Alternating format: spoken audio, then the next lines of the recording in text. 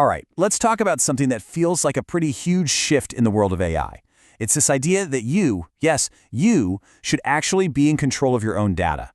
It's a concept called sovereign AI. So here's the big question, right? The one we all kind of wrestle with. We love what AI can do for us, but are we really okay with the price we're paying? Constantly feeding our private, personal information into someone else's giant computer system. And this really breaks it down into two totally different paths for AI. First, you've got cloud AI. That's the one we all know. You send your data up to some server farm somewhere, and you're basically just renting the intelligence. But then you've got sovereign AI. Here, the intelligence actually lives on hardware that you physically own. It works completely offline. You don't rent it, you own it. And your data, it never leaves your site. This really gets to the heart of what the source material calls the AI privacy paradox. It's this tricky spot we're in. To get all the cool automation and help from these AI tools, we have to give them our most valuable stuff, our proprietary data, our business secrets, even our security keys. It's a trade-off that, honestly, a lot of people are starting to second guess. And it's not just about privacy, It's also about how fragile this whole setup is. When all of our critical intelligence depends on these faraway servers and a stable internet connection, well, the whole system becomes incredibly delicate. If there's an outage, that intelligence you rely on just vanishes. Okay, so how do we get out of this mess? The research we're looking at points to this company, DeReticular, and what they're calling their post-cloud architecture. Their whole philosophy is about building a way to move off of that fragile grid for good. And the heart of their solution isn't just software. It's this piece of hardware. This is the Sovereign Sentry. It's a physical box built for one main purpose, to make sure zero data ever leaks out. The intelligence lives right inside this thing. Now, this isn't just one gadget. They call it a full sovereign stack. You've got a special operating system called Rios, a hardware root of trust, which is kind of like a digital birth certificate for the device to prove it's legit. And then, of course, the AI agents themselves, which run completely locally right on the device. What's really interesting is how DeReticular talks about these AI agents. They're not just tools. They're framed as a digital workforce. Think about it. Autonomous employees that you own, that work only for you, and that you can trust completely because they literally cannot phone home.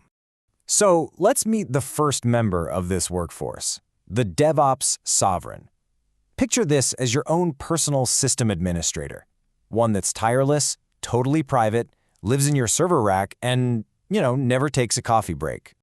Now, one of the biggest fears with AI, especially in a technical role, is hallucination, where the AI just confidently makes stuff up.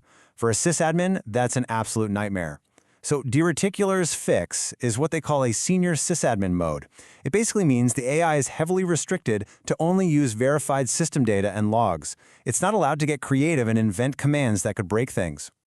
You can see this agent is definitely for the tech crowd. It's built to scan code for problems, keep an eye on system logs, and, this is huge, automatically restart any services that crash. And get this pricing model, a perpetual license. You buy it once, you own it forever, no subscriptions. And here's what that looks like in the real world. A critical service goes down, and before a human even gets the alert notification on their phone, the AI has already spotted the error, figured out the fix, and gotten the service back up and running. That is real, practical resilience. All right, next up in the digital workforce is the Industrial Foreman. This one is all about bridging that gap between the digital world of bits and bytes and the physical world of, actual heavy machinery. So its audience is totally different. We're talking about people managing physical stuff, farmers, people running local power grids, fleet managers. The foreman's job is to take raw data from industrial equipment and turn it into smart actions, like balancing the power load on a microgrid. Here's a super simple but powerful example. The foreman sees that the solar panels are generating a ton of power. Instead of letting that energy go to waste, it follows a rule. If the power goes over 5,000 watts, flip a switch. And that switch, that relay, could turn on a water heater or a pump. Basically, storing that extra energy is useful work. The third employee you can hire is the Sovereign Executive. This is basically your personal admin assistant, but for people who absolutely cannot risk sending client information to the cloud.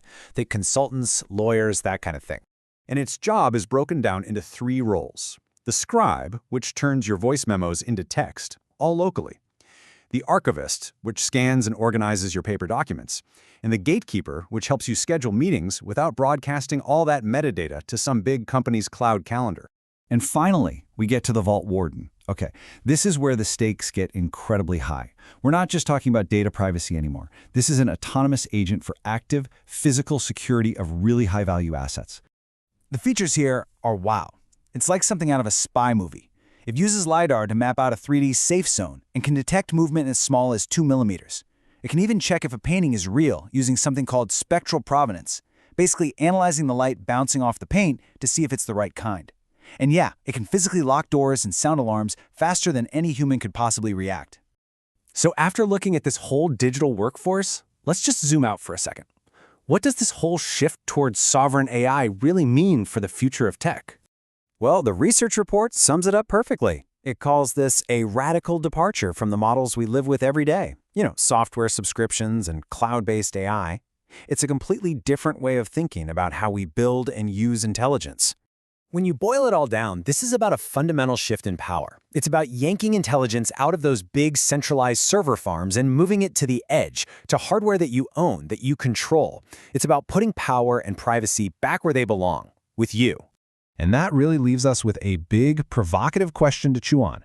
As all this tech gets better and better, is the future of AI going to stay in the cloud, something we just rent from a handful of giant companies? Or is the future of AI going to be in a box, sitting on your desk or in your server rack, owned and operated completely by you?